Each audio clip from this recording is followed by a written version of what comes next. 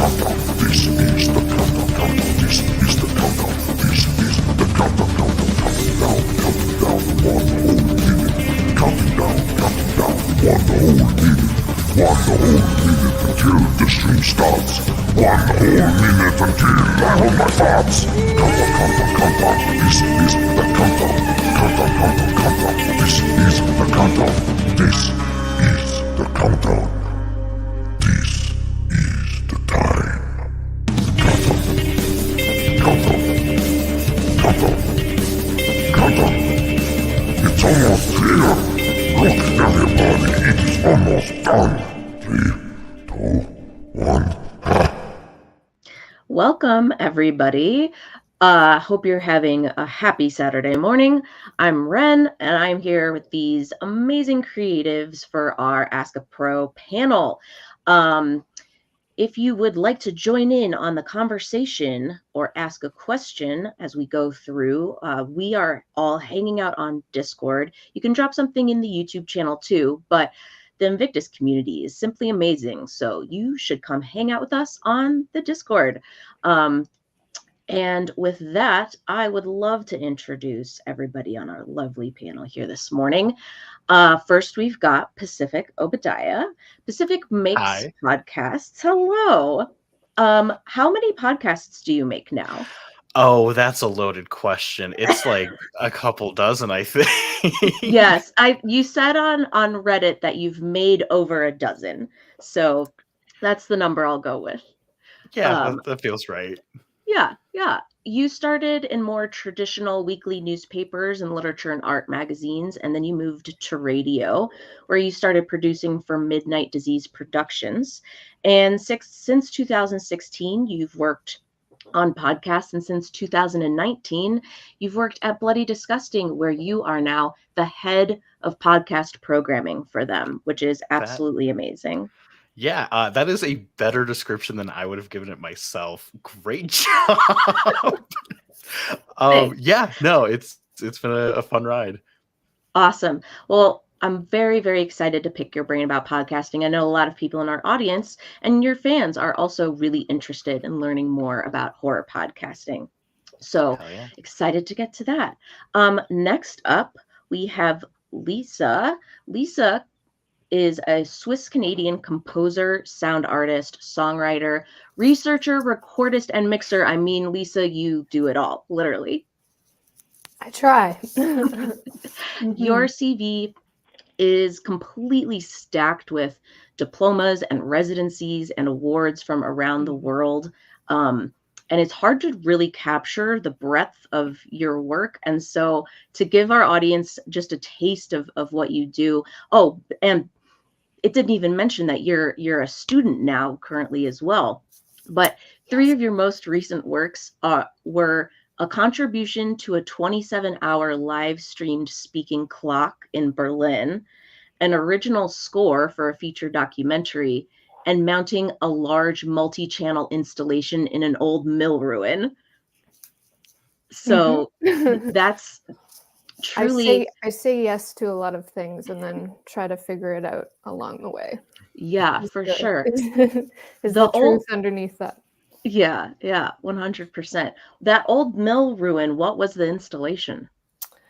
It was a sound installation that was part of the Guelph Jazz Festival a couple years ago. They just wanted to activate the space, and because it was still kind of COVID-y times, the fact that it was a ruin was really ideal because it had no windows or roof. So yeah, I was just activating the space with a bunch of sounds and some lights. That is so cool. And I'm really, really excited to get into what it means to say yes as an artist. Definitely part of the gig, right? That I don't think maybe a lot of people don't think about. And saying no too is also very important. Yeah, 100%. Okay, and last up we have Ruthanne Reid, aka Tren. Everybody in the chat knows Tren. You are a 3-time best-selling author of 5 books and 50 plus short stories. You Yes, have ma'am. this sprawling science fantasy world called Among the Mythos that you've built from the ground up. And in that, you write short stories and novellas and full-length novels and a very helpful reading guide. Thank you for that. Glad it helped. And 2 more novels coming soon is what I saw. Yes, correct. One fantasy and one nonfiction. That's awesome. You are also a self-taught graphic artist who designs your own covers, which is very cool. Yes. And I think obviously the most important accolade is that you're Malevolent's most prolific fanfic writer.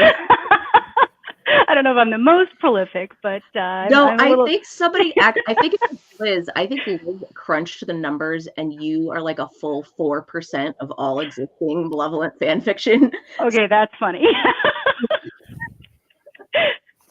So, you know, it's the most important work that you do, obviously. Yeah. But yes, we also have some questions for you today. People are really interested to know what it takes to be a full-time author, so we'll get into that. Awesome. And I'm Ren. Looking forward to it. I'm a nonprofit worker by day and a writer by hobby and now by trade. I'm publishing my first book in June. It's a queer found family spy thriller set in 1963. And yeah, it's been an interesting journey. Unlike these 3 here, I'm at the very, very start of my journey. So just like the rest of the audience, I'm super interested to learn from people who have been doing this as their main day job for a long time. So exciting. Okay, so first question. I just read off a bunch of accolades, but my first question is more to set the mood and for us to get to know about each other. And I'm interested to see what we have in common, what we might have differently. So the question is, what does an ideal creative day look like to you? If everything goes right, what is an ideal creative day?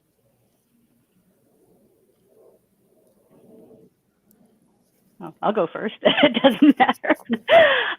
If an ideal creative day, honestly, is very, very rare. I'll just be frank there. Something always happens, which is life, right? And there's always stresses, things going on in the world.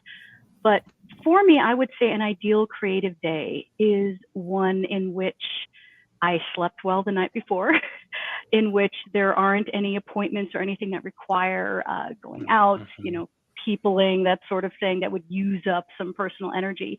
And in which, honestly, I just have time to sit with a very pleasant drink, you know, coffee or wine or something, and just focus on the storytelling, which is really fun to do. And it's very simple, like not a lot needs to go into that, but basically a lack of interruptions and a good night's sleep will lead to an excellent creative day. Yeah, no, absolutely. That answer resounds with a lot of my answer. Ideally, like I wake up, I read a little bit of a book, it kind of jogs me into writing, and then at some point in the day, I like find myself doing sound design and podcast things.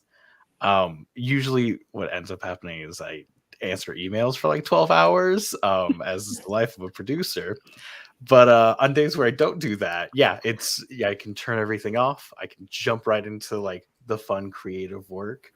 And yeah, I just don't have like an interruption until, you know, like the sun sets and it's time to pull myself away from the computer.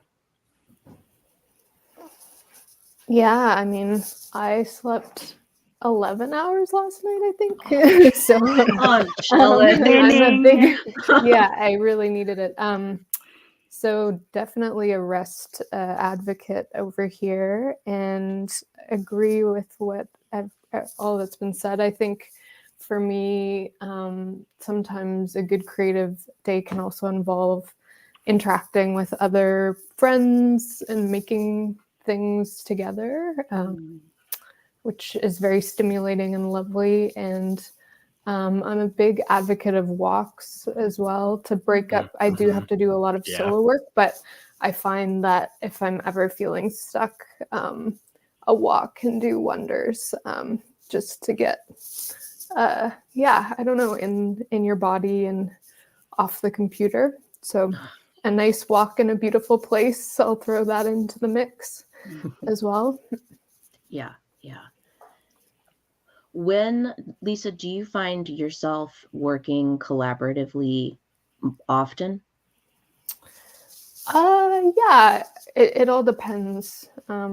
But yes, I guess even in the composition work that I've had to do and like the recording work or mixing work I've had to do, it is with others for their projects. So there's a lot of like solo work, but then checking in with other people and collaborating. Versus Tren, I feel like you're probably on the other end of the spectrum. Your writing is how often do you work collaboratively with others?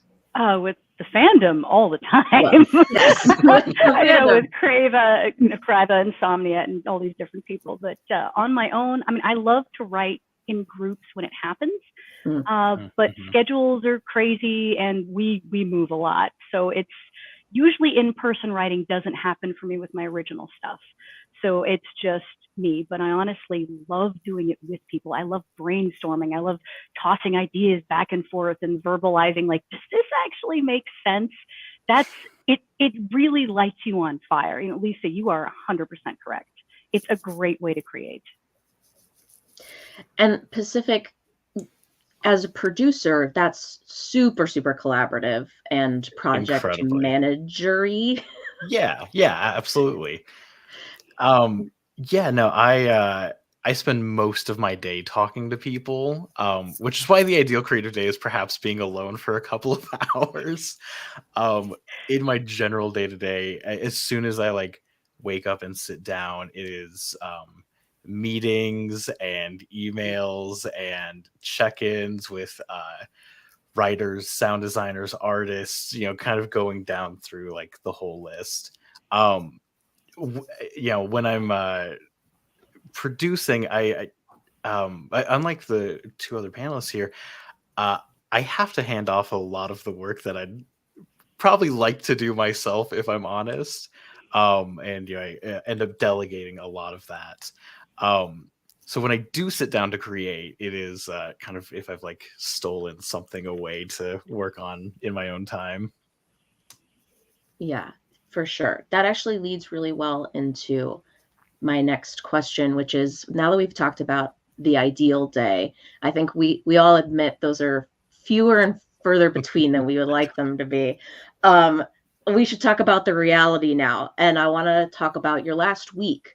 What projects have you did you work on this week? How was your time spent? Really paint a picture for our audience here about what it looks like to do your job full time. Lisa, I know you're a student, so that was probably a bunch of your week. Were you creating a bunch of TikToks and writing your newsletters? For Pacific, it was probably a lot of emails. So what's the reality of being a full-time creative? And the last week in particular, I want to hear about your projects too. I will start by saying, if you don't love it, don't try to do it, because it's a lot of work and there's not always an immediate payoff. It's just, if you really love creating, so that you can make the thing and then look at it and go, I feel like this is why I exist on this planet. That can keep you going. The last week is a perfect example of that, actually. I deal with issues like chronic illness, and so I'm not always able to just sit and do the kind of writing that I want to do. So I've had to find ways around it. I will do voice to text, or I will just write on my phone while I'm lying down staring at the ceiling hoping to feel better. So last week was actually kind of interesting. I'm focusing on the Malevolent Madness Mix-Up, which is a really fun collab right now between artists and writers, and it's going to be really fun when it comes out. But I'm trying to get that done. I'm trying to finish polishing the nonfiction book so I can shop for an agent for that one. And I'm also trying to work on the fiction book, the big multi-universe thing. And it's a lot to keep track of. And in a week like the last week with a lot of, doctor's appointments, and we're still unpacking, there's a lot going on. It really comes down to understanding that your ideal creative moment is not going to look like it does in the movies. It's whatever time you can grab when you can grab it. And it's not going to be 100% focus, and it's not going to be the ideal flow. It doesn't have to be. It can be a little bit of lousy writing. It can be just a little bit forward, just a few steps forward that you manage to create in that moment, and it counts. All progress is progress. And I would say that would definitely sum up my last week. Yeah, a war of attrition sounds right. A work week for me is usually, like I said, calls and emails. So Monday is usually like my check-in with my boss, to tell him how everything else that I'm doing is like going. And then that's also the day where I try and check in with a lot of my showrunners and see where different shows are at, which episodes are being worked on, things like that. But yeah, in this most recent week, our team's in a weird period where it feels like we are in kind of a lull, but we have a bunch of projects going into production. So this week was a lot of work on our new upcoming show, Dead Space Deep Cover, that we're making with EA. I'm a big fan of the Dead Space games. I worked on this like contract and like the legal negotiations for like 6 months, which was exciting and thrilling in a very different way that I didn't expect my career to take me.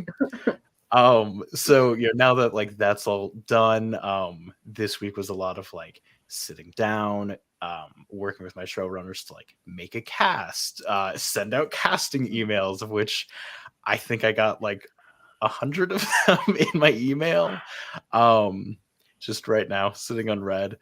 And then the later half of my week slows down a lot, and that's where I have time to work on shows like SCP Archives. I can sit down, I can edit.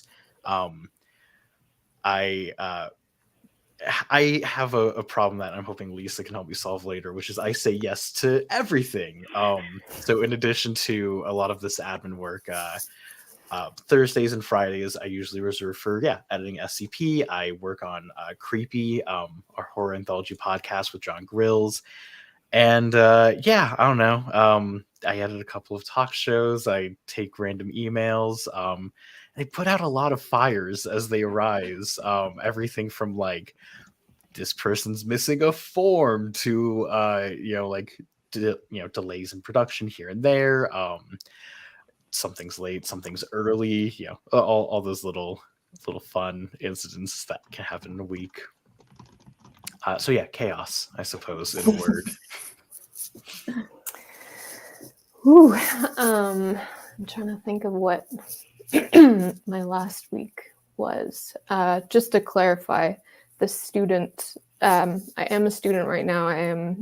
I just started a PhD in September, but it is in fine arts, and it's an individualized study in sound studies loosely. So it's a research creation PhD, which does involve a lot of like currently going to class and stuff. But it's also still very much creatively aligned with interests that I have anyway, but it's kind of the balance of the academic creative stuff and the outside academic creative stuff, which I'm continuing to say yes to in a very ambitious way. So this week I had to get my taxes together because I've been avoiding that. I went to class and talked about EDI in art pedagogy, and also was reading some critical theory for another class and trying to get a sound installation together for this. I'm presenting some work in Belfast in a couple weeks in Northern Ireland, so like trying to get sounds to come out of speakers that I thought I should build from a kit instead of taking an easier path. So troubleshooting brain, and On Thursday, I was improvising with the Concordia Laptop Orchestra, making a bunch of bleeps and bloops with 20 undergrads, which was very earnest and very heartwarming, but I guess not officially for credit, but something for my heart. And yeah, so it's been a lot of that, and like managing grants that I was lucky to receive some grants, but when you get them, it also means you need to do a lot of project management around them and do fun stuff like make the project happen, which also involves a lot of emails. So it's been a balance of a lot of those things, and trying to write music as part of a collaborative project I'm involved in. And so went into the studio on Wednesday at the university hoping to like get something done, and got basically nothing done. So typical week. Wow. It's so fascinating to hear all three of your weeks have, on the surface, not a lot in common, and then underneath, everything in common. Like exactly the same kinds of struggles, which I don't know. I think I kind of knew coming in that that's probably what I was going to hear. I'm just so surprised to hear just how similar it is. Okay. Ash, could we put up for the next question? It is a picture prompt. Can we put up the car prompt, please? Where this kind of leads, we've been talking about how you balance time, how you say no to things. So for those who cannot see the image, it's a meme of a car driving down the highway. One sign going straight on the road says writing and drawing. An off-ramp sign says getting some much needed rest. And then the car is labeled writers and artists, and it's swerving towards the off-ramp. Then the next image, the second image, is a car completely tipped over, upside down, just an image of pure failure, with text on the car saying somehow doing neither. So how do we balance this? How do we say no to things? How do we recognize what to say no to so that we can either do some art or get some much needed rest and don't end up completely flipped over in a ditch? And Ash, you could take it down. Thank you.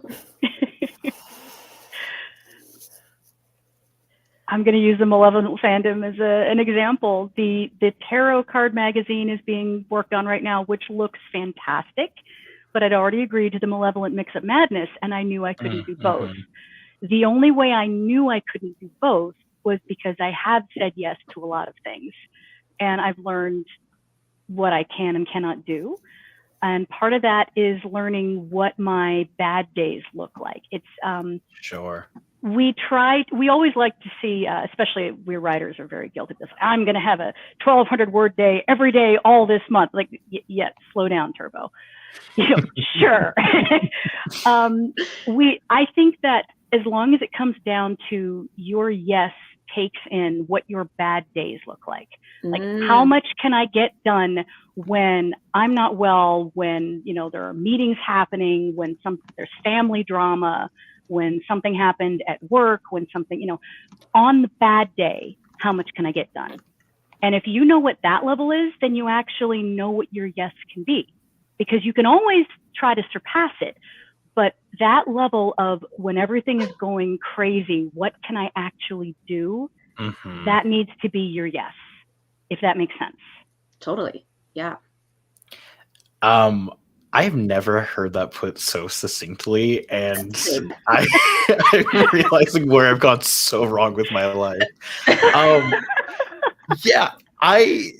Here's my illness, my problem. I like creating, and I like this kind of work, and I feel incredibly fortunate that I'm able to like wake up and do it every day, even if that day isn't actually like touching or doing art. It's just kind of abstractly having art be done, like sending an email. It's like, hey, can we do X, Y, and Z today? And that, like, it makes me happy. I'm an employed, like, contract's not the right word. Yeah, I'm like an employee, right? So I get a salary and health benefits, which is great. But when I started creating, I was a freelancer. And when you're a freelancer, you know, you want to say yes to everything because that's your next gig, that's your next job, that's next month's rent, right? So for a long time, like while I was in college and when I first got out of college, I felt compelled to say yes to everything. One, because it felt like those were opportunities to like further my career. Two, because it was rent and food that I needed because I was a broke college kid. And you know, like, yeah, it didn't matter if I had bad days because I had to get the work done. And now that I'm in a place in my career where, you know, there's other things that draw my attention. You know, I think it took me 5 days to answer an email for this from Ren. You know, everything gets stretched out and pulled. So I want to do more work, but yeah, I find myself really realistically looking at it and saying like, okay, can I do this or do I need to pass this over to someone else?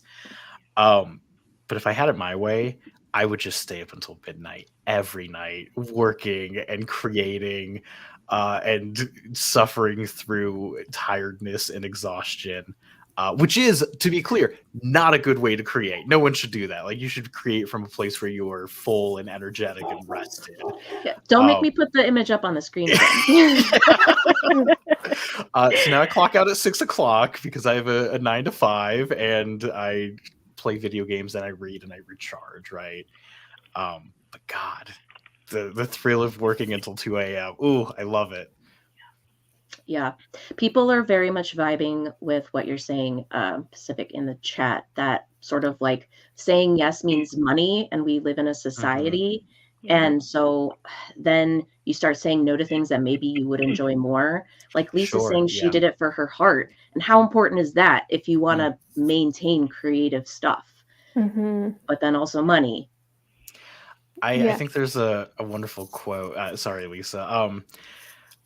How's it go? If you don't chase your dreams, someone else will pay you to chase theirs. It feels like that every day. It's like I can either do my shows for me and make nothing, which I do sometimes. Yeah, I'm very fortunate that I have a career that allows me to pursue those personal projects when I can. But yeah, I make a lot of shows not for me, and there's nothing wrong with that, right? Like, it's good to make more art, but yeah, it's you or them sometimes. Yeah, I think I'm trying to move out of like a scarcity mindset now that I've been doing this for many years, and towards like more of a sustainability model, and like not just thinking about financial sustainability, but also spiritual and I mean that in a non-denominational sense, like creative, spiritual sustainability and mental and physical sustainability, because I have been I have experienced burnout. I have experienced times where I had physical things that prevented me from doing anything. So I think just always checking in and zooming out a little bit about the work that is happening, and even if it doesn't feel like I got as much done as I hoped to in a day, that it's kind of building towards getting done. And I don't think it's possible to be working all the time. And I think we're kind of under the illusion that people are, just because of the platforms that we engage in. And when you actually talk to people, it's interesting, kind of the peek behind the curtain you get. Like, I see my friends on Instagram with sharing all these opportunities, and it seems like they're being so productive and doing all these things. And then when I have a conversation with them, they're like, oh, I did nothing yesterday because of this and this. And like, I'm very stressed about that money. And I'm like, I just encourage people to have real conversations with people in their community as much as possible, because it's not what is being presented always. Definitely. Yes, 100%. Yeah. Someone in chat had a follow-up question to this, which is when you are in a point of, I'm saying yes to what I have to so I can eat, how do you find the space to create for yourself? Sure. Sorry, Trin, do you want to? I feel like we have a sort of half-ordered Trin. Would you like to go first before I jump in? Sure. It's brutal. Like when I first got married, I was working 80-hour weeks and somehow produced my first book during that time. There was a lot of zombie going on. It is, honestly, you just have to keep going. And I really wish I could give you a magic, like just do this, it's chemistry and you're good to go. But that just doesn't exist because unfortunately, the society we have built as humans is not really conducive to being humans. Humans create art. We have created art as long as we have been humans, from, bugs and paint and everything. That's our natural state. We communicate through creation. That honestly is what we do. But our society is not really set up to reward that. Unless you're a Stephen King, you're not going to generally make enough to live on completely. You have to scramble. And it's not fair.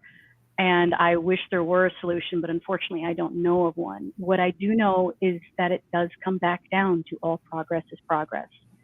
If all you can do at the end of the day is one sentence, it still counts. And that's a whole mindset that Hollywood doesn't give us, that Instagram doesn't give us, that we don't pick up from the world, but that's the reality. And what Terry Pratchett did, what was it, 400 words a day or 200, just like basically a page.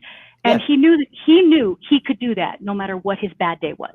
So he did that and produced a huge body of work. Now, not everybody can do it as much as he did. I can't do that. I have bad days where it's a sentence, but it still counts. And I wish there were an easier answer because the capitalist monster is breathing down all of our necks. But that really is the truth. And if you love what you're creating and you really do have a passion for it, those inches will count, even on the really bad work days and when you're trying to do the day job that sucks your soul out. To add on to something Trin said earlier, there's a Kurt Vonnegut quote that I'm going to misquote here, but effectively, to be human is to kind of bumble and dance around, right? And it's really easy to get in this mindset where, I have to work nonstop. I wake up, I go to work, I come home, I work on the other thing, I go to sleep, I wake up, I repeat the cycle over and over. And one of the things I found, the further and further I get into my career, and with a lot of therapy about work-life balance, the way I'm able to create and work on the projects for me is by taking a break, which feels counterintuitive to everything I just said in my last question. But at 6 o'clock every night, I clock out and I'm done working. Saturday and Sunday are my me days. Those are personal days where I wake up, I read. Sometimes I do fun panels like this, but usually I play D&D with friends and I play video games and I catch up on movies and TV shows and books. And I do errands. I walk everywhere. I go to the grocery store. I go down to a coffee shop. I just walk around so I can think and I can reflect and review. It's kind of a meditation, right? And if you, to Trent's other point, if you can only get a word or a sentence or a page out, do that. But I find myself distinguishing between professional and personal work a lot more now. So I'll work until 6 o'clock, and then in my evening, if I write, I'm writing for me. I'm not going to write for, as much as I love my podcast, I'm not going to write for Mayfair for SCP. I'm going to write the fun little graphic novel I'm working on, or, the fun little narrative story I've started. Projects that I've chosen to be personal, and I've chosen to be fun, and I treat them like hobbies. The time I'm taking to write is the time I would be using to play video games or to like paint miniatures or things like that, right? It's a personal hobby as well as a professional career, and I break it out like that. Yep. Yeah. Yeah, I think what everyone is saying is very, very, very. Sorry, I just totally entered like a dream state, and I'm returning from it. Yeah, no, totally. But yeah, taking time away, I think, can be really, really helpful, because I think you can start to, or I've entered states where I'm putting so much pressure on myself to produce for myself, and it doesn't work. So putting energy into living a life, Absolutely, and engaging with friends. And another thing that I've found useful is I can kind of like, at least when I was a freelancer, identify, and now with school too, identify like windows of time where I think I'll be able to put more time into my own practice, like within the calendar year. If I start to notice like, oh, I'm getting less like mixing work in January, for example, like that's going to be like my time to really focus on a record that I want to start working on for me. And then that kind of alleviates this like I should be doing stuff all the time narrative, where I'm like, this would be like a good time probably in terms of my other workload to dedicate to what I want to do. Yeah. Yes, the only other thing I'll add is, as somebody who has a full-time job that has absolutely nothing to do with creative work whatsoever, and then trying to do this first book, I found I had to be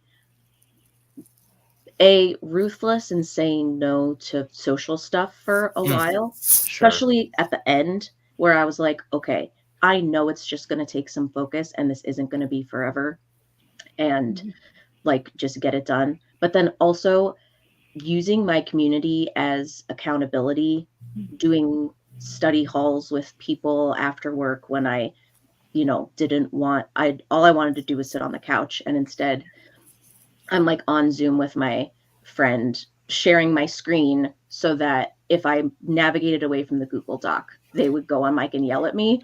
Great. Yeah, I love that. That's great.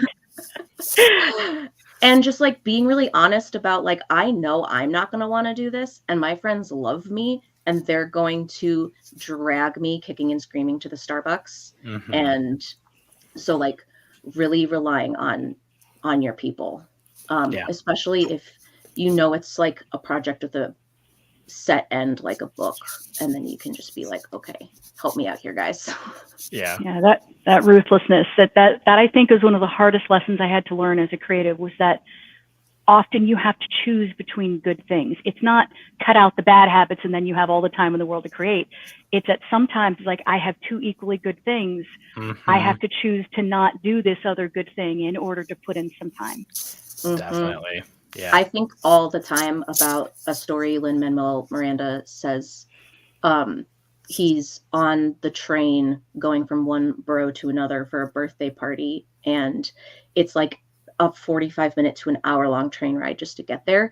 And on the train ride, he gets an idea for a song that becomes like one of the top songs in Hamilton. And he's like, oh, fuck, I gotta go home. So he gets off the train, he goes to his friend's house, he knocks on the door, says, hi, happy birthday, I love you, I gotta go. Turns right back around, gets back on the train, goes home, writes the song. And that is, Tren, you're so right. Sometimes it's choosing between two really good things. And yeah, it's tough, but it's also rewarding. Yeah, definitely. Okay, I'm going to do some questions from the audience, the pre-submitted ones. From Flamia, this is regarding all the creative pursuits covered by you lovely people, since I'm pursuing pretty much all of them. Is self-taught best? Is experience a better teacher than an actual teacher? What have you found helps making the best of your art form? And Lisa, I'd love to start with you. Sorry. Let me just swallow this water. Yeah. What? Okay. I mean, I guess I'm someone who has I identify as self-taught in a lot of ways, but I've also had kind of an academic path or more official trainings. And I don't really think there's a better or worse kind of path to follow. I think I've learned so many things on my own, just making terrible recordings and learning from that, or been in situations outside of a school situation and learned so many things. But also it's really lovely sometimes to have like a focused period of time where you're just dedicated to learning something and you're being guided by someone, and I think you're often surrounded by a lot of other people that are going through the same kind of learning journey or different parallel learning journeys, and that's very, very useful, like making those connections and building a community that way. I still get hired by people that I met in my undergrad at music to work on their projects, and we're still friends. So I think, you just really need to reflect on what you're hoping to get out of it. I think sometimes the danger, or not danger, but with kind of training programs, you can think of that as kind of a be-all end-all, and I think there's a lot of learning that always happens outside of that, but it can be very useful. It was useful for me to, in terms of just self-soothing my own imposter syndrome as well, because as someone that works still in often very male-dominated spaces, having like a master's in sonic arts was like something that I was like, okay, well, they gave you this degree, like you probably know some things about recording, like you belong in the space, like it's okay. So for me, that also was useful just for my own dialogues within my head. Yeah, 100%. If either of you have anything short to add, but I want to get on to some other questions. No, go for it. Okay.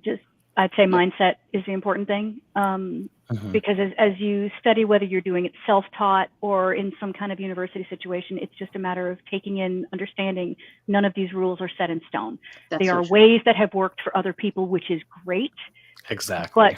But you take it all in and you choose what tools to use, whether it's self-taught or not. So. Yeah. Otherwise, you end up having to unlearn a bunch of stuff, which Yeah. 100%. For Pacific from AGA, how do people become podcast producers? How do podcasts look for producers? And what are the most looked for skills? Yeah, this is a great question. I think that this actually goes really well into the last question. When I started, there was no such thing as a podcast producer. Podcasts are still a relatively niche and new industry.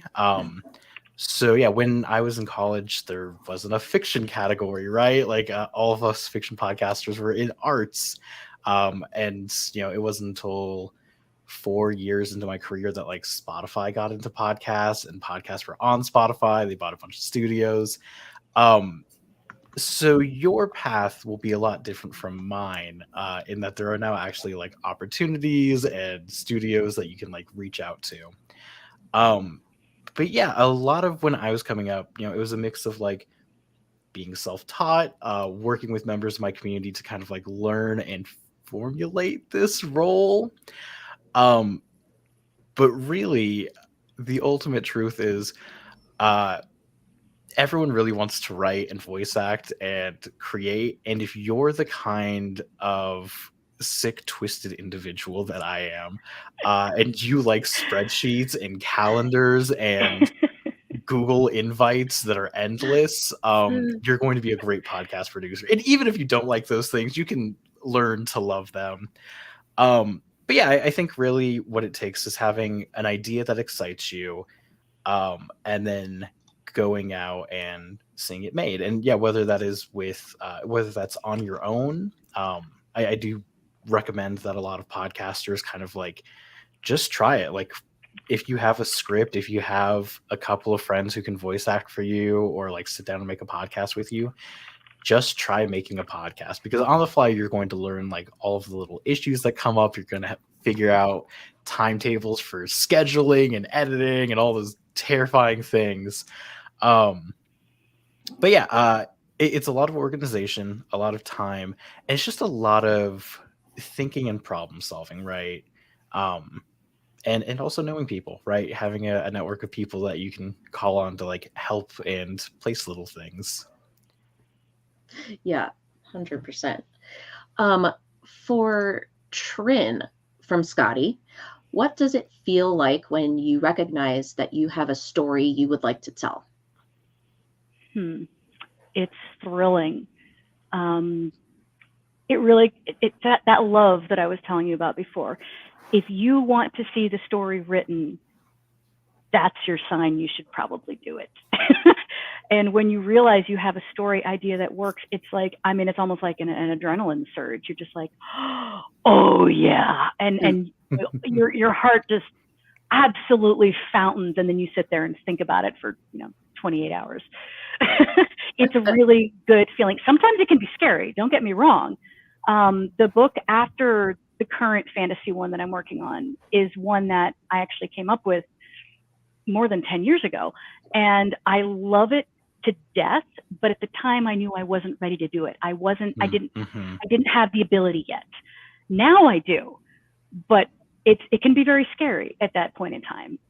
But it's just a matter of keep the idea, write it down. You're not going to remember it. Write it down. Absolutely. And enjoy it. You're allowed to enjoy your ideas. You're allowed to be thrilled about your ideas. You don't have to chip away at that or be humble or anything else. Just enjoy your ideas. So, hope that helps. Love it. Lisa, this is from Abriel. Do you have a favorite mode or key to compose in, or ones that have certain associations for you? No,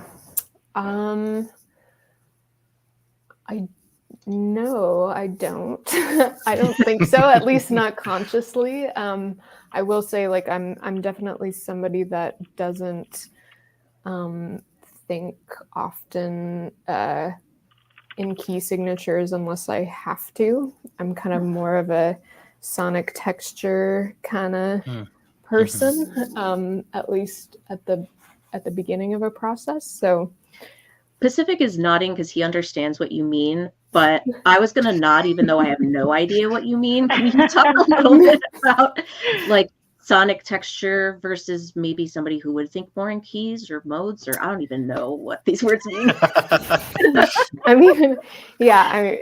Maybe sonic texture is just like residue from now being in grad school. We use words like this. I guess thinking about, I've always been someone that's thought more about sounds, I guess, and been excited about sounds and their qualities.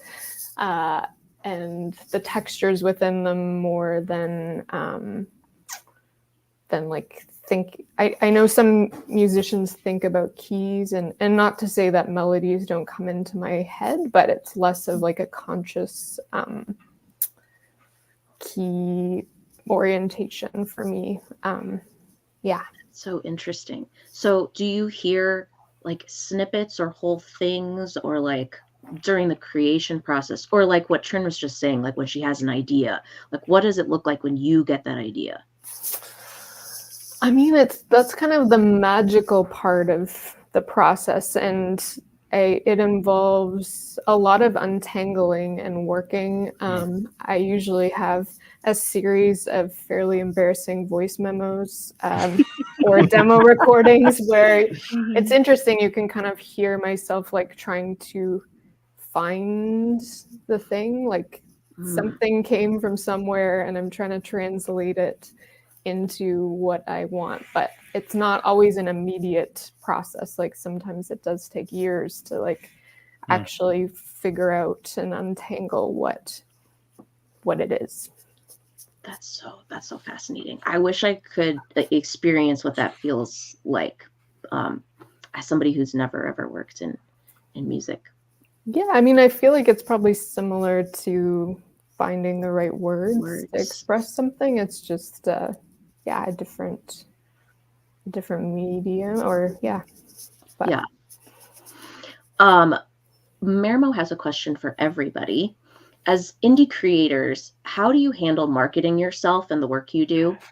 Do you do you do it all on your own as self-promo, or do you have someone helping with that, specifically with planning things out like that?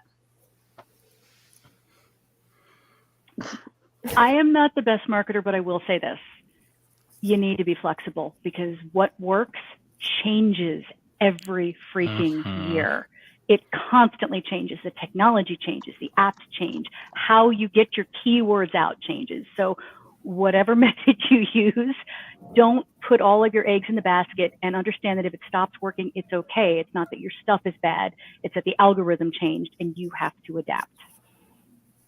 Yeah, absolutely. I hate social media so deeply. It was the first thing I tried to pawn off on other people. And it is unfortunately like the last job that I still cling to now. Yeah, I have found that in this world, I do a lot of self promo for one specific reason. When I work on Patreon, I'm not on Twitter or Instagram a lot, but when I am, I talk as myself, right? I approach my audience as me, instead of as like a mysterious showrunner pulling the strings of a company account. Yeah, so I do a lot of it myself, just so it's, I don't know. I guess my intention is to be earnest with everything. So when I hop on Patreon to like talk about anything, right? If it's an episode that is delayed because I was out sick for a little bit, or if I'm really excited about something and I want to share that, right? Like I try to think of it less like talking to an audience and like telling my 600 friends who all very truthfully like make it possible for me to keep doing this stuff. So yeah, I don't know. I do it myself because I want to present it from my point of view, right? And I don't think that's something that you can really give to someone else or have someone else help with. Sometimes I have people make assets for me, like graphics and stuff. But I like doing that myself too. So yeah, I do it all, unfortunately, for as much as I hate it. Yeah, I wish I had somebody, or maybe I don't wish I had somebody now that I'm thinking of what you're saying, but I think I've had to kind of make peace with the fact that marketing myself is not my strength, and kind of let go of that pressure. It's another skill and another job, and it's definitely a necessary part of what we do, but I think in the last few years, I've made kind of like a conscious effort to like relieve some of that pressure on myself, and really think about what I want to put my energy into. And engage with it in a way that feels genuine to me. Like I'm not on TikTok, and I'm not on a lot of the platforms that other people are on, but it's just kind of what works for me. Yeah. Mm-hmm. Yeah, the pressure's so high and so scary. When I went to the hybrid publisher, they were like, okay, cool. And now here's our recommendations of how many times you should be posting on each social media a day. Yeah. And I got so freaked out. And yeah. And I'll tell you, it's on you. It's all on you. Yeah. Well, and as Tren was saying too, like the platforms can change as well, which is something I keep thinking about in terms of Spotify. Like Spotify numbers are very important for music makers right now, but it could go down. It could go down and be gone forever, or like all of these things could change and not exist forever. So I think thinking about that and being flexible, I think, and making sure you have a practice outside of the Definitely. platform is important. Yeah, you never know what the Spotify or the TikTok algorithm is going to be like that day. Oh gosh, yeah. I don't know about the three of you, but I have found myself like going back and making a newsletter and like working on my Patreon blog more than anything else. Those are important because those, to have a platform or something that you control is essential. Yeah, exactly. Yeah. Because that way you're at least a little bit, you're not as much at the whims of like everything else, and all of your content isn't locked to a platform. So Yes. if Twitter decides to rebrand as X and it goes away or like kind of fails, or Blue Sky doesn't quite pick up, like you have a place on the internet where you can say, hey, this is where I'm putting my stuff. It's everywhere else too. Yes. But if everything else fails, it's here, right? Yeah. And you don't lose your audience then, which was yeah. Oh man. I love the internet. It's great. It's great. I will say word of mouth has been the most consistent, best thing since day one. If you get people who see what you're doing and love what you're doing, they'll talk about it the way you talk about Malevolent or anything else that you love.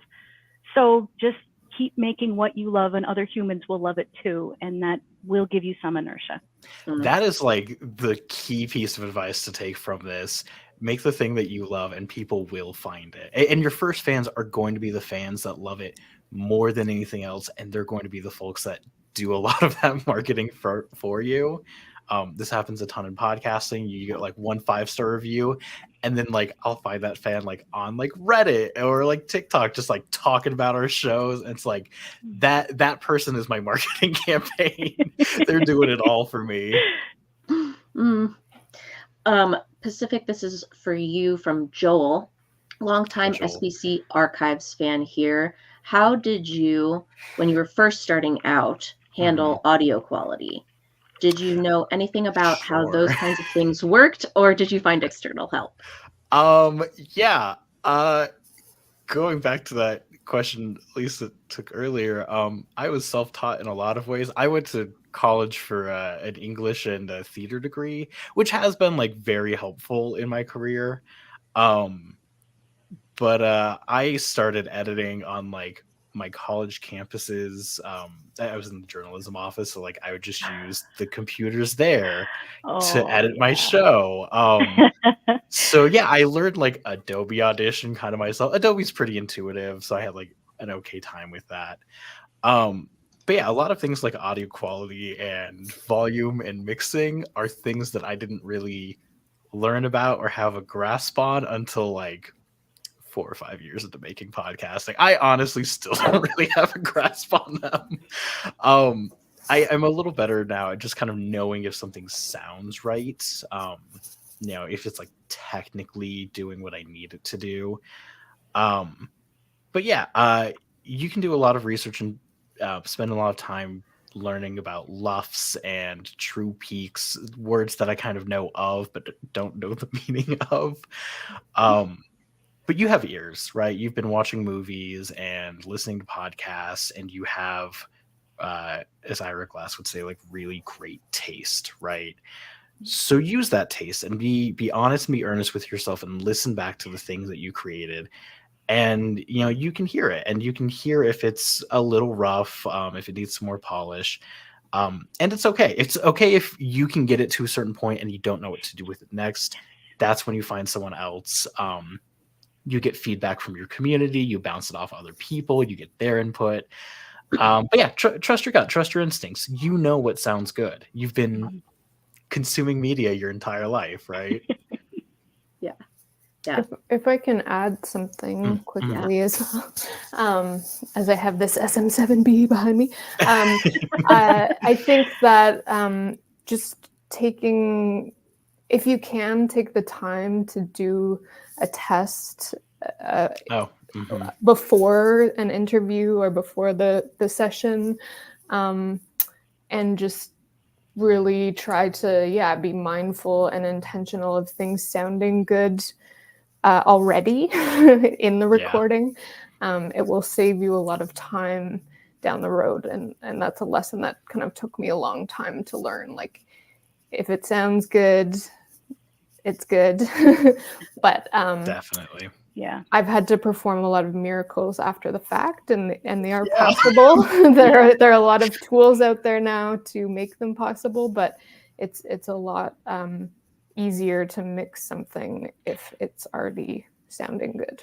Yeah, And preparation in pre-production will carry you through production, right? yeah, and I think a lot of those things are, in my experience, have been like just me rushing and feeling rushed. Sure. So if you can do tests with pals that don't feel pressured. That Somebody- was good sound advice. Somebody just shared, Ash, I don't know if you could put up the meme that somebody just shared in chat.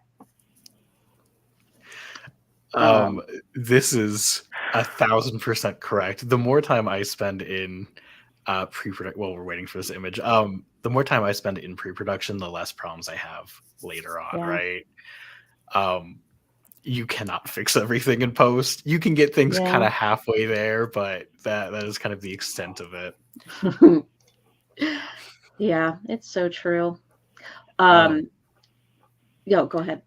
Oh no, that's all I had. There we go. Yes, there we go. Mm-hmm. It's for people who can't see the image, it is a skeleton at a computer yelling to God and or the sky, fix it in pre. It can be challenging because it's never going to be perfect. Right. It's never going, just so you know, it's never going to fit exactly the standard. As you create, you get better at what you're doing, which means that you could continue to tweak the thing for the rest of your life. So there does come a point where you have to go, it's good enough, and call it finished.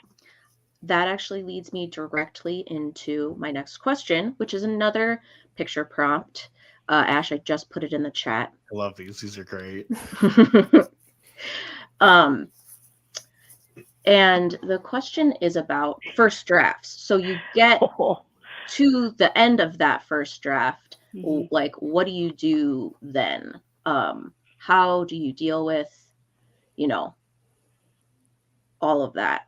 It's this is 2 screen caps from the first Spider-Man, the Tobey Maguire Spider-Man, and Tobey Maguire, aka the writer, is saying, I don't want to edit you, and then Guy with his fists up, unhinged first draft, I wouldn't want to edit me either. So big mood. How do you deal? What happens next? Are we talking? Well, okay. Ideal world, you put it aside for a couple of weeks and don't look at it. Because the fact is that what is there is not what's in your brain. You will not see it correctly unless you put it aside for a couple of weeks. Otherwise, you're seeing what you think you wrote, and it's not going to be accurate. Now, that's the ideal world. You don't always have that amount of time. So once you do have your finished draft, there are a few things you can do. One, you can read out loud. That tends to really highlight issues. 2, you can, and this is a weird one, but and maybe this is just because I'm dyslexic, but if you put it in a different program so that it's visually suddenly different, you will all of a sudden see it completely differently. I don't know why that is. You gave me this advice when I freaked out to you on DMs, and so I put each chapter, I took it chapter by chapter and I put it in Substack, which looks completely different. Yeah. And you were so right. It totally changes it. Because it's also weird. Then I was in the mindset of, ooh, I'm about to press submit on this to go to my Substack readers. And then all of a sudden I was noticing way more stuff. Yeah. Pacific and Lisa, what about you when you are done with your first draft? When the first draft is done, a lot of work's already been done. But yeah, for podcasts, for writing, for anything, once it's at a state that can be shared, putting it down, setting it aside, walking away from it is hugely important. Because like Tren said, you're gonna think there are things there that maybe aren't actually there, or you're going to like hear sound cues or see words that maybe are missing. But I work in a very collaborative field, so I am all about passing it off and saying like, hey, it's done. It's out of my hands. It's yours now. Tell me what's wrong with it, and I will go back and I'll fix it. I'll mix it. I'll figure out what luffs are. But yeah, no, I just want to walk away from it for a little bit and come back to it with clean ears or eyes. Yeah, time and space away, if possible, is really useful, and I think I'm trying to get better at receiving feedback in general, because I feel like that's a whole like muscle in itself. Definitely. Where I'm proposing drafts to, say, filmmakers, and there's like a fast turnaround. Definitely in the past, I would take feedback very personally, and if like a first draft was not accepted in the way that I was hoping it would be, it would like kind of lead to an emotional spiral and like pushback and defensiveness on my end. But now I think I'm getting better at like just recognizing that some of the labor could still be useful in another context. So even if it feels like a rejection, at least in the music realm, I'm like, well, I love this idea. I'll take it back for me and I'll propose something else. And it's not like a full end of the world situation where you don't like me and you don't like what I'm doing. And yeah. So the work can still be useful, even if it doesn't make it into the draft. Yeah, that's something. I mean, I'm just kind of writing a book, whatever. The fast turnaround thing is not something I've had to experience a lot of. Can you talk a little bit more about that? Yeah, I guess for me, it's been mostly, well, I have to deal with deadlines in all sorts of situations. It is like a practice of acceptance, I guess, as Tren was saying, like, this is the best I can do in this moment. And there's kind of like an adrenaline and anxious anxiety that you kind of get a bit of a buzz off of. It's pretty like incredible what you can produce within a short period of time if you feel like you have to. That said, it's also good to, if it feels like it's not possible for whatever reason, people are usually more understanding than you think they are. If like, I don't know. I think that's been a nice thing coming out of the pandemic. Like, people are more understanding, at least, of like sickness. Often, I've found, but yeah, it's I also make spreadsheets sometimes, like when I've done films. When I did the documentary score that you mentioned in the introduction, I had a spreadsheet, and I actually like plotted day by day, like, I need to write this amount of music, but like this this day, or I won't make the deadline. And I worked backwards too, so that I could actually agree to do it on that turnaround. Like I plotted it out, and I was like, okay, it is possible. It's going to be tight, but it's possible. Because I think in the past I have agreed to do things that aren't possible.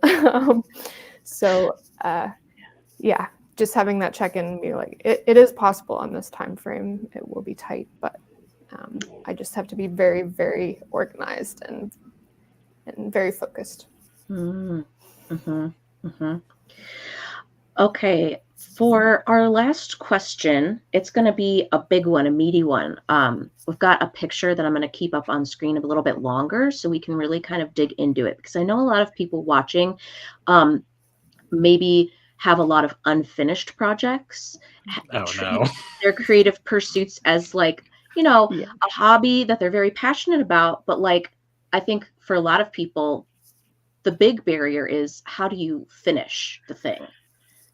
And like, once again, caveat of, there won't be any magic bullets or anything, but if we could get this bigger.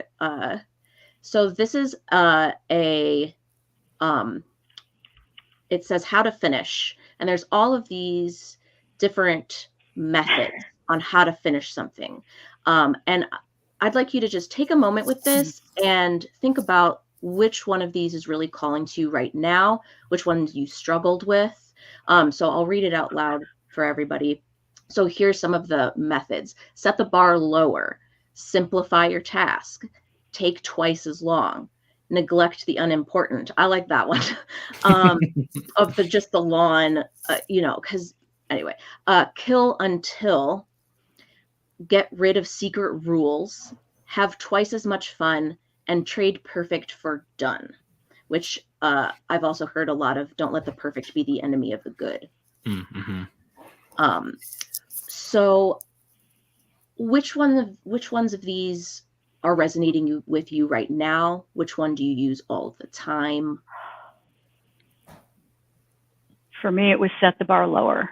That was the biggest creative growth in my life, because that applied to all of these things, with how complicated I made it, with how much time I would allow myself, with whether or not I could finish the important or unimportant task. And all of these things for me fell into that bar.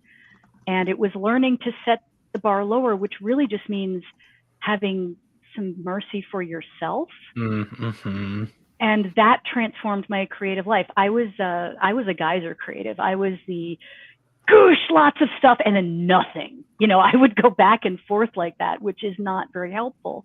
And it's because the bar was too high. If I couldn't do it exactly the way I wanted to do it, well, you end up not doing anything then, don't you?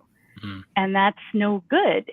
But if you set your bar lower to something you can always manage, well, then you're going to do it. And that to me was the most powerful change. So that one for me. For me, it is trade perfect for done. I set a lot of my own deadlines, so I'm my own worst enemy. But with podcasting, with all art, truthfully, it is so important just to put it out in the world, because you can toil and tinker and you can work on it and work on it and work on it forever, right? Mm-hmm. And at a certain point, you just need to stop yourself, really, and put it out in the world, because it'll never truly be finished until you release it. Your story isn't done until someone is able to read it and reflect on it and add their own story, their own life's journey to it, right? The music is never done until someone can listen to it. The podcast is incomplete unless the listener can feel the emotions I wanted them to feel, right?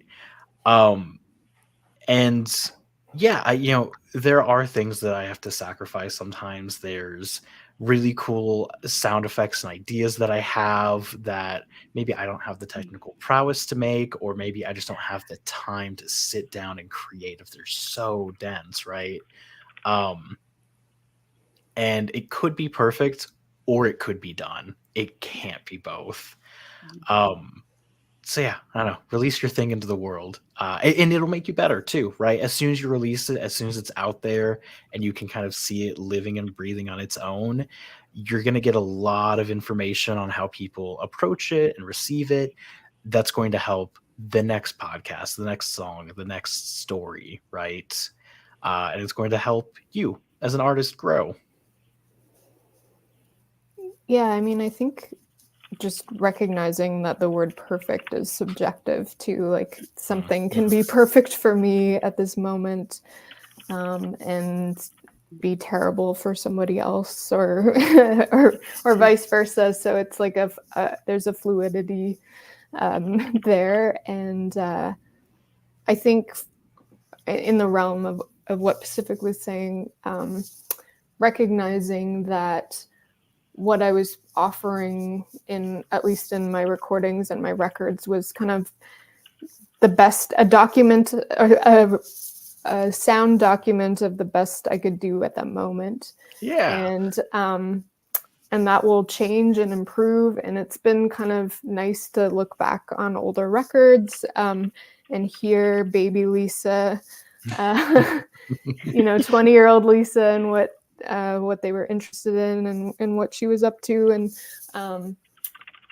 and yeah, hear the growth there, like thinking more of my practice as a body of work rather than this one thing is the most important thing, was very freeing.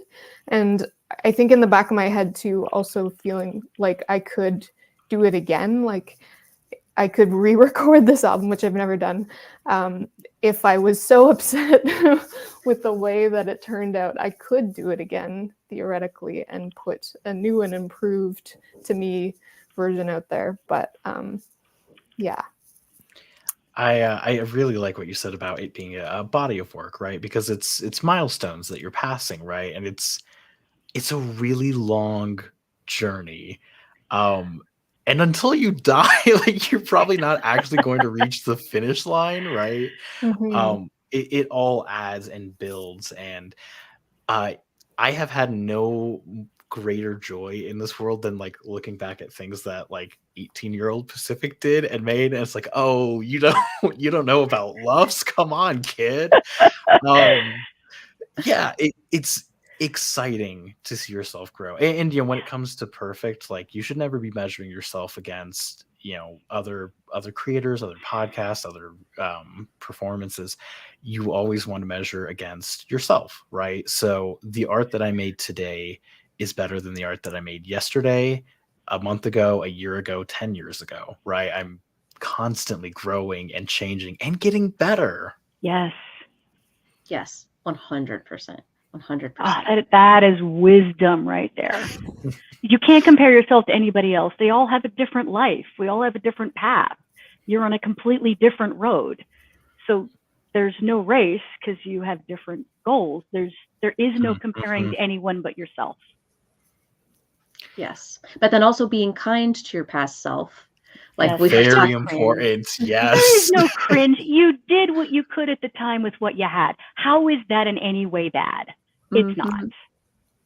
Yeah. I love the body of work thing. That really, really resonates with me.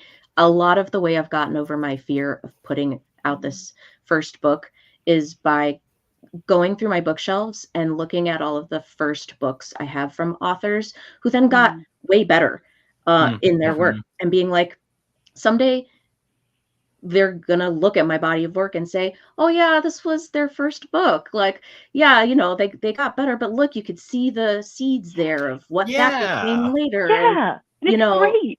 Yeah. Yeah. So, you know, putting it into perspective, very helpful. Right. Well, and you know, the idea that like, what are the words I'm looking for? This feels like a big idea to chew on. Yeah, it's a journey, it's a road, but also it's, oh God, they escape me. How frustrating. I've blanked. I'm so sorry, but yeah, no, it's a process, right? You're growing, you're evolving, you're changing, and it's fun. It's supposed to be fun, this thing that we do. And it's easy to get so caught up in the work of it all, which is rewarding in its own right. But like, yeah, you know, enjoy the thing that you're doing. Enjoy your milestones and your successes. This is what I was going to say.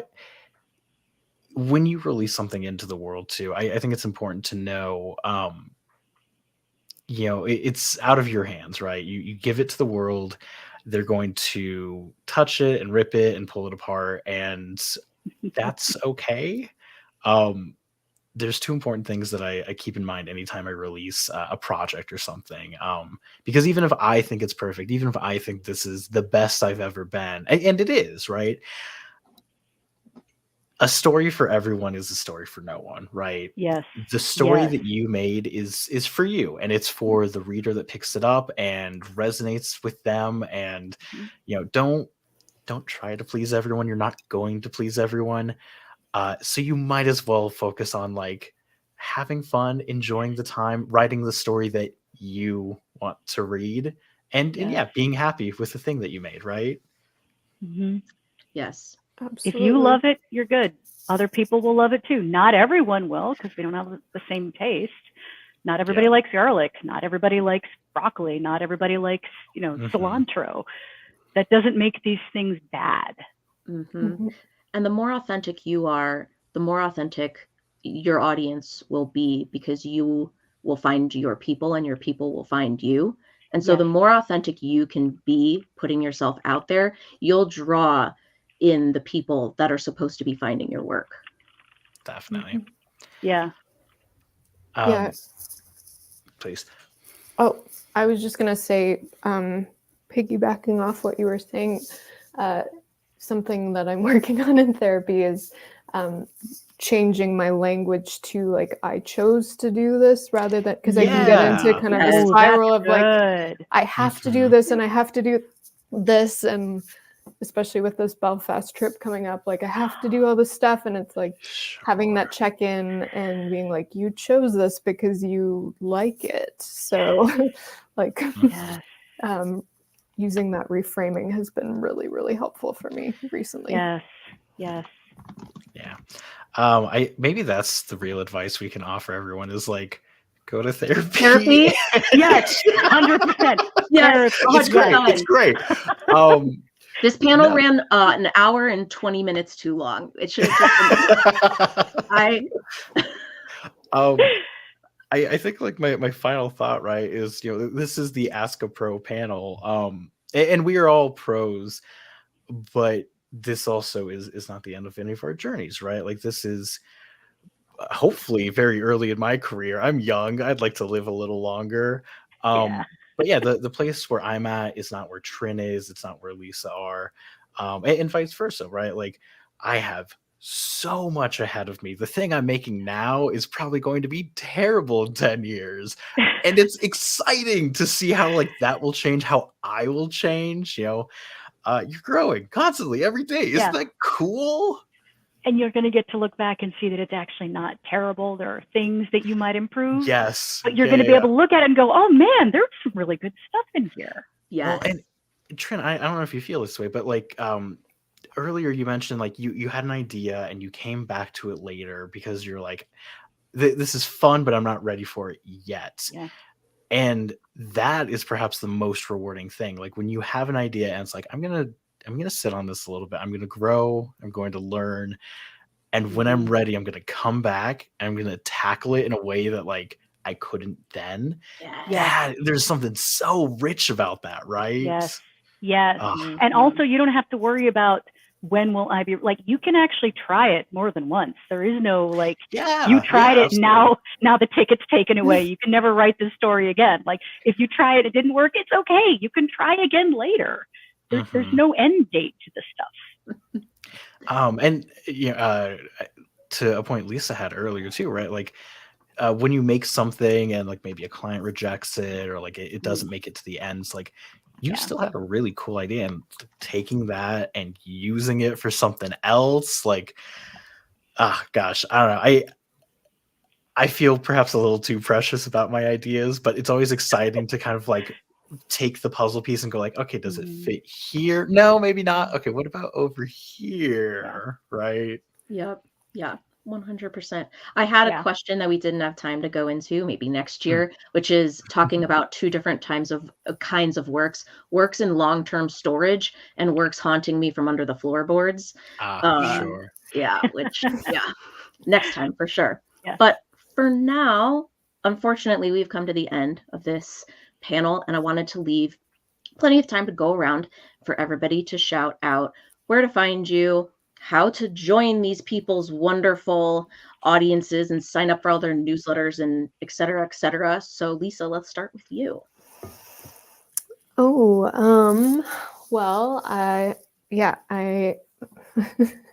is this how we do it? I'm on the internet,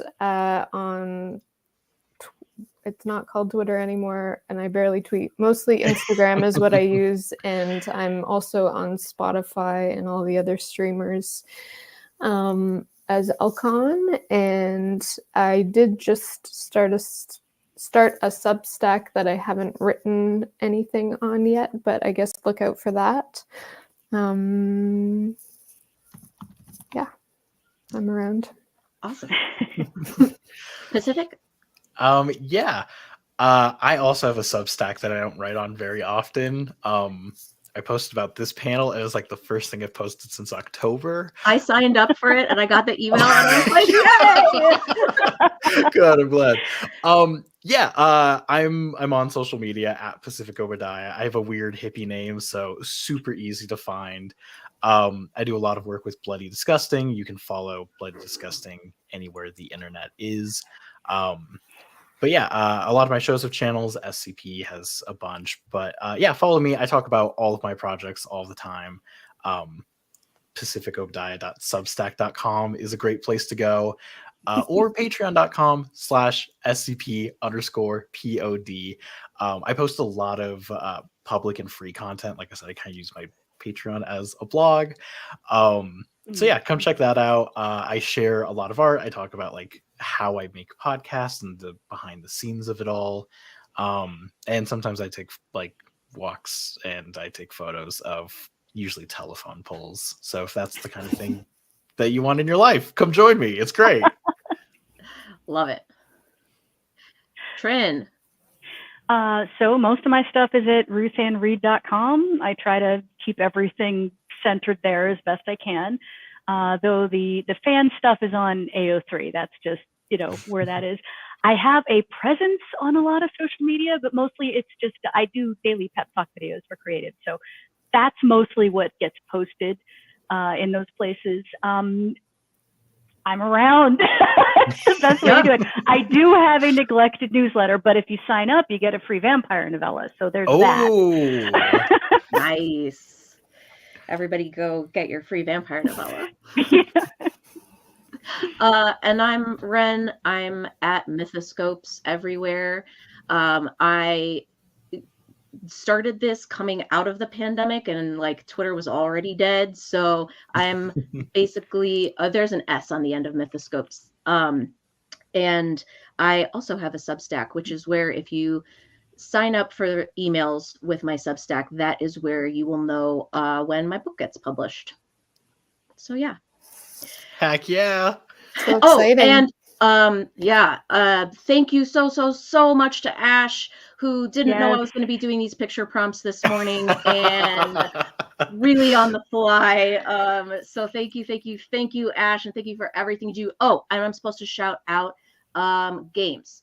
If you are watching this and you haven't signed up for games yet, and you're looking for a game to play right now, there's still open seats for Bard University, which is a D&D game. I think there may or may not be another open game. So if you're still looking for games, there's some open. I can't recommend it enough, especially for first-time players. This is the most supportive community ever. So do it.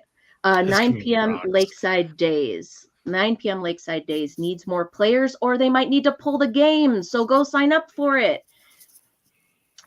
Okay, that's it. Ash, are we going to do our goodbye waves now? I've been so excited about this part. Yes, please. Okay. Bye. Bye.